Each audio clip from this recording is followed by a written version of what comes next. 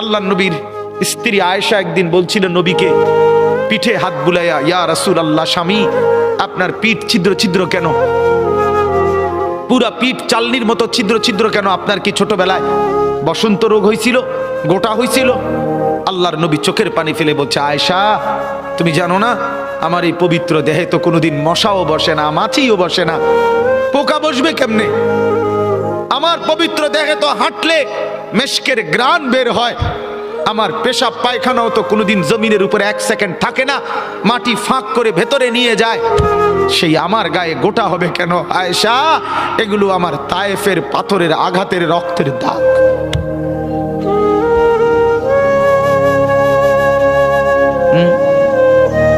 বলো না বাপ, কিছুই মনে হইল না? এভাবে ভুলে গেলেন, ভুলে গেলেন? রাসূলুল্লাহ সাল্লাল্লাহু আলাইহি সাল্লামকে একবারও মনে হলো না? আল্লাহকে ভালোবাসেন, নবীকে ভালোবাসেন, আখিরাত চিনেন? এই